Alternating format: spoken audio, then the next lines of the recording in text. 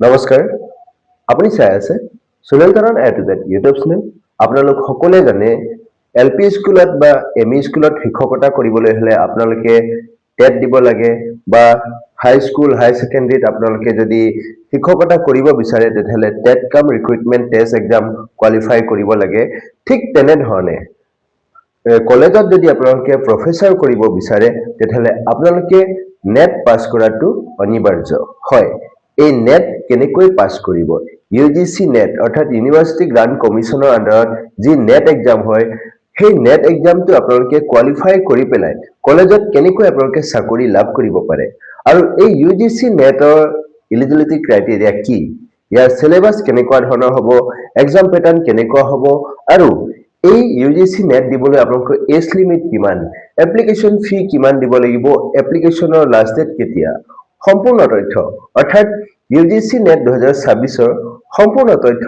মই আপোনালোকক এই ভিডিঅ'টোত জনাবলৈ গৈ আছো সো ভিডিঅ'টো স্কিপ নকৰাকৈ শেষলৈকে চাব তো বলক আজি মূল ভিডিঅ'টোলৈ আমি আগবঢ়ো UGC net 2026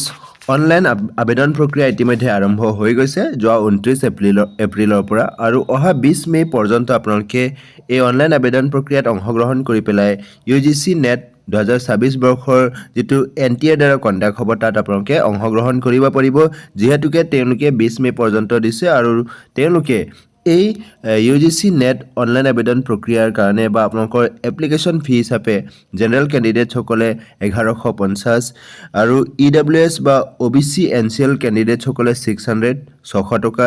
ST SC PWD candidate সকলে 325 টকা দিব লাগিব হয় এছে এপ্লিকেশন ফি আৰু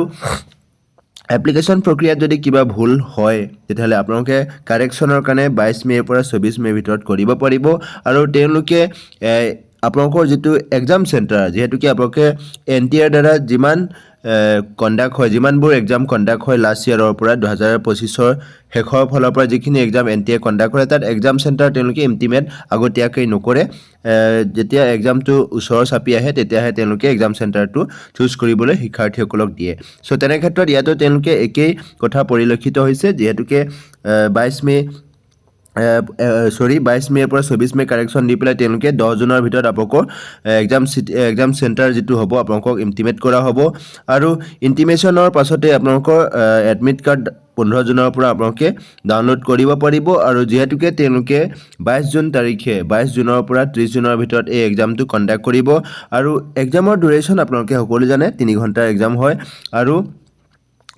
পেপাৰ 1 আৰু পেপাৰ 2 তাত কোনো ধৰণৰ আপোনালোকৰ ব্ৰেক নাথাকে 180 মিনিটছ অৰ্থাৎ 3 ঘণ্টাৰ হয় আৰু আপোনালোকৰ যেটো এক্সামৰ টাইমিং হওক বা আপোনালোকৰ এক্সাম সেন্টাৰ বা আপোনালোকৰ এক্সামৰ ডেট শিফটটো কেতিয়া পৰিব হেতু আপোনালোকৰ এডমিট কাৰ্ডত মেনশন থাকিব হয় এনে ধৰণে আপোনালোকৰ অনলাইন আবেদন প্ৰক্ৰিয়াত অংশগ্ৰহণ কৰি পেলাই অহা 22 জুনৰ পৰা 30 জুনৰ ভিতৰত হ'বলগীয়া ইউজিসি নেট 2026 অংশগ্ৰহণ কৰিব পাৰিব আপোনালোকে জানে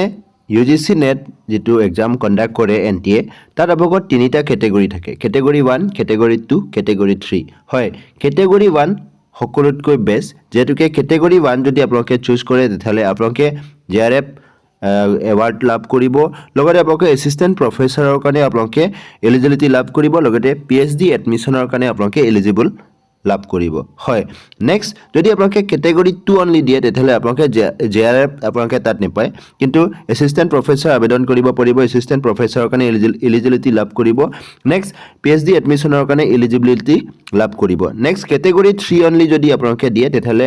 এই ক্যাটেগৰী 3 টু পিএইচডি এডমিশনৰ কাৰণে অনলি অৰ্থাৎ আপোনালোকে ক্যাটেগৰী 3 যদি সিলেক্ট কৰে তেতিয়াহলে কেৱল মাত্ৰ আপোনালোকে PhD এডমিশনৰ কাৰণে হে এলিজিবল হ'ব সো এটো কাৰণে ক্যাটেগৰী 1 ক্যাটেগৰী 2 ক্যাটেগৰী 3 যিকোনো কেটা ক্যাটেগৰী আপোনালোকে চুজ কৰিব লাগিব সো ক্যাটেগৰী 1 টো সবতছে বেষ্ট হয় সো আপোনালোকে যিসকল ফ্ৰেশ ক্যান্ডিডেট আছে তেওঁলোকে ক্যাটেগৰী 1 সিলেক্ট কৰিব পাৰে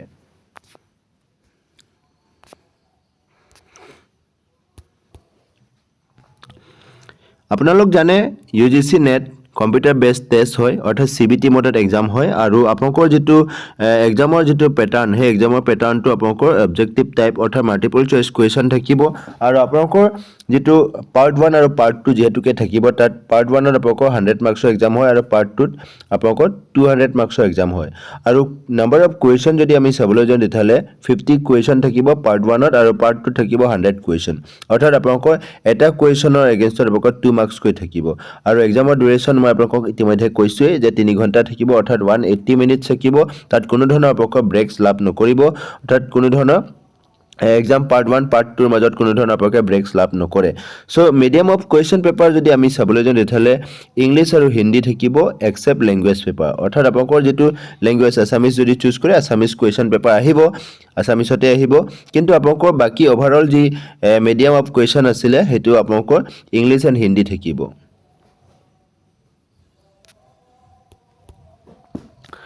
বাকি UGC নেট এক্সামৰ যেটো মাৰ্কিং স্কিম সেই মাৰ্কিং স্কিমটো যদি আমি চাবলৈ যাওঁ তেতিয়াহ'লে প্ৰতিটো কুৱেশ্যনৰ এগেইনষ্টত 2 নম্বৰকৈ থাকিব 2 মাৰ্কছ থাকিব আৰু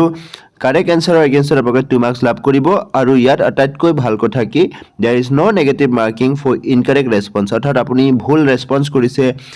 ভুল এনসাৰ দিছে তথাপিও আপোনাৰ কোনো ধৰণৰ মাৰ্কছ কটা নাযায় যেহেতুকে ইয়াত নেগেটিভ মাৰ্ক সিস্টেম নাই সো এইটো কাৰণে আটাইতকৈ বেষ্ট হয় ভাল হয় নেগেটিভ মাৰ্কিং নাই যেহেতুকে আপোনালোকে স্ব ইচ্ছাই আপোনালোকে চুজ কৰিব পাৰিব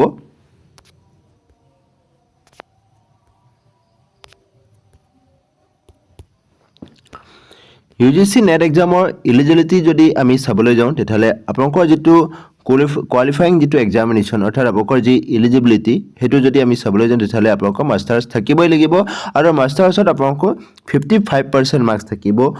লাগিব যদিহে আপুনি জেনাৰেল কেটেগৰী হয় বা জেনাৰেল EWS ক্যান্ডিডেট হয় যদিহে আপোনালোকৰ 55% মাৰ্কছ আছে দেন আপোনালোকে এই UGC নেট 2026 বৰ্ষৰ কাৰণে এলিজিবিলিটি লাভ কৰিব নেক্সট যদি আপুনি ST SC OBC বা আপুনি যদি PWD ক্যান্ডিডেট হয় তেতিয়াহ'লে আপোনাৰ কাৰণে 5% ৰিলেক্সেশন দিয়া আছে অৰ্থাৎ আপোনাৰ 50% মাৰ্কছ থাকিলেও আপুনি এই UGC নেট 2026 ৰ কাৰণে এলিজিবিলিটি লাভ কৰিব